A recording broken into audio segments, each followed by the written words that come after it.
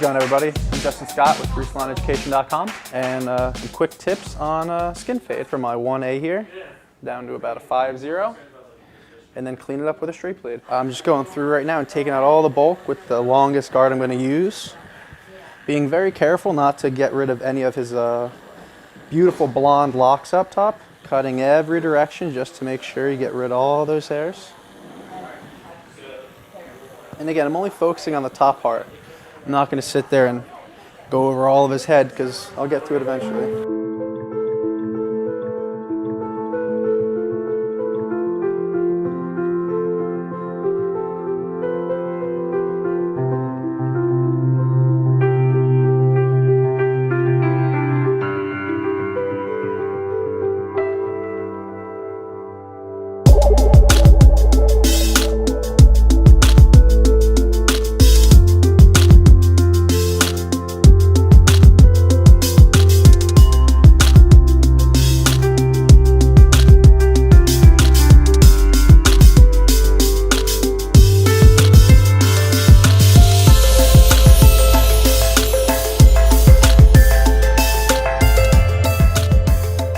All that bulk out. That's the longest I'm going to keep the hair. Now, there's a reason I kept it unclipped, so that way I can control it as I was going through the top part. So now I'm just going to clip that out of the way. Now the way I'm going to be fading this haircut is I'm going to fade down. So I started with my longest guard and I'm going to work down towards my shortest guard. Again, I'm working with the Auster guards at this time.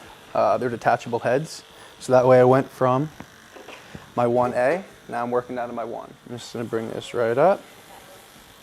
Close to where that 1A was, but not exactly to it.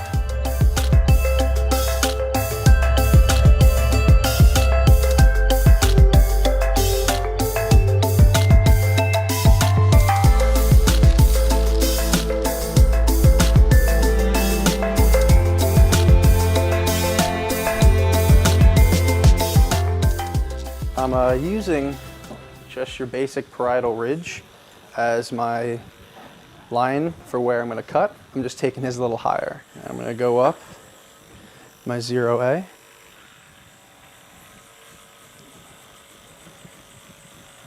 And again, blend that into the last guard that I used. I'm stretching the skin too just to keep control, so you get just a little bit of a tighter cut. I'm very delicate when I use these guards for the fact that they are metal. Some people go in a little too aggressive. You can nick the client, catch their head, and try not to do that.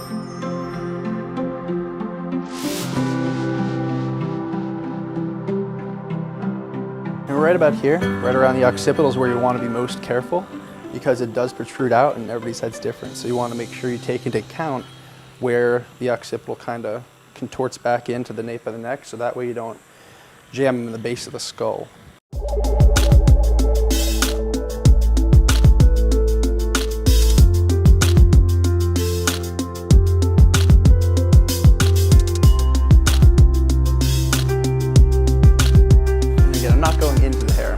I'm going into the head and I'm just coming straight out.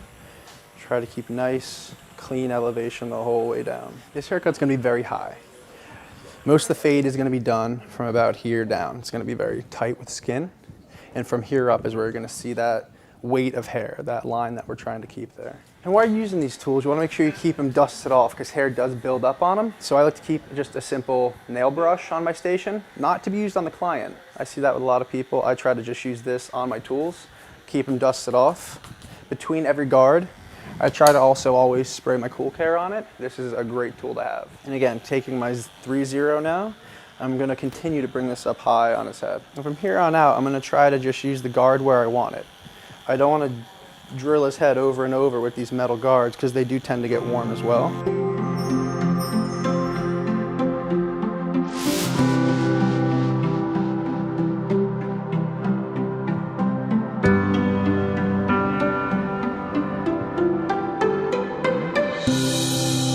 I'm coming up for a reason that the head's round. So as I'm coming up, that head's going to arc in, and as long as the blade's not following it, it's going to already kind of elevate that hair and cut it at the length you want it. One of my favorite guards, we have the 4-0. Going to get very tight. You got to be careful with this too, because if you look, it's almost like a razor blade. So you have to be very careful with when you're going onto the client's head, you don't go too rough, too aggressive with it. This is where you can really start to damage people. Again, just bringing it up close to where I left off. The reason I left the line there is so I know I use my 3-0 here. My 4-0 is only coming up a slight bit because from here down is only going to be skin. So it would make no sense to take all that hair off. And also, when you're just starting to learn these cuts, it's nice to keep that there so that way you don't have to guess where you left off with your 3-0.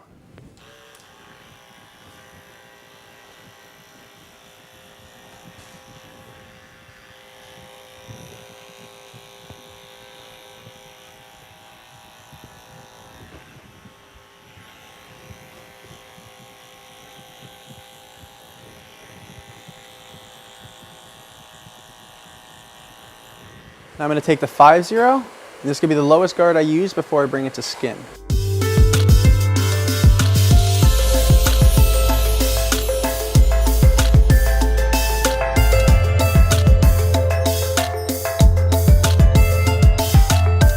Since I left all that weight there and I could keep track of where I was blending everything, it made that skin line very seamless so you don't have any weight there.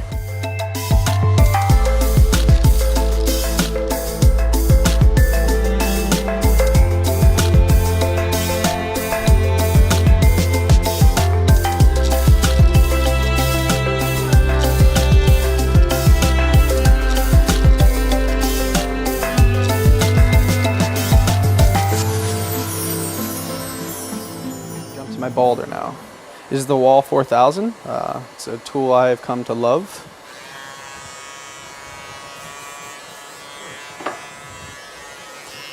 Just going to go over all that skin area.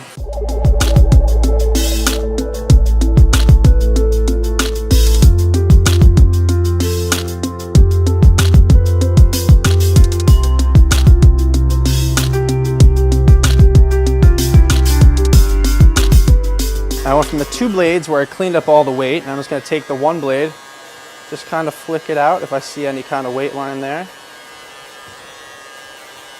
The 1 blade will get you, it doesn't take it as short as the 2 blade does, it kind of flicks out any line that's there. It doesn't cut as much. Now that 5-0, I love it so much because it gets so close that if you look, there's no line where the boulder met to it.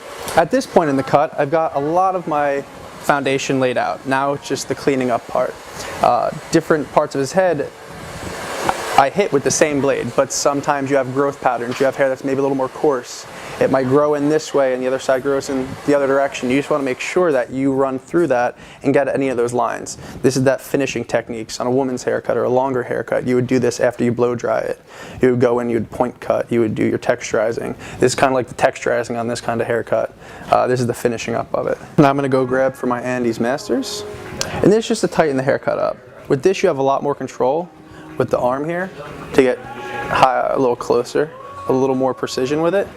I always like to keep these by my station. So now I'm just going to jump in there. My 1 guard. And again, this is just to kind of get rid of this little line of demarcation I'm seeing right here that I couldn't get out with metal guards. So I'm going to start open. When the guard is open, this is pushed all the way away. That's the longer you're going to get that guard. When it's pushed all the way down, you get that true 1. So from cutting Brian's hair and doing this haircut, I know I kind of want to start in the middle. So I'm going to keep my thumb there. That's just make sure it doesn't move too much. I'm just going to go in. And you'll hear little by little hairs cutting off. The 1 was just barely taking a little bit off, so I'm going to reach for the 0. The 0, all these guards I'm using right now are just to get rid of this 1 line. I'm not touching this, I'm not worrying about that because that's skin. I'm just worrying about this line right here I see. My 0 open. I'm just flicking out. I'm going to close it now. So I didn't.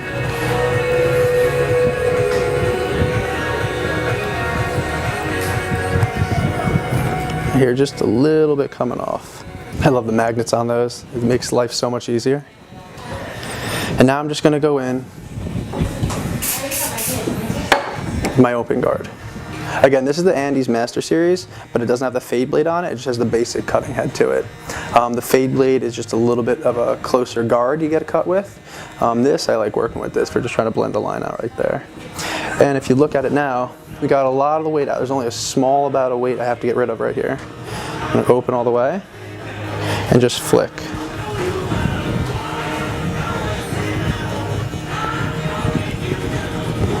And I hear just those few hairs getting cut.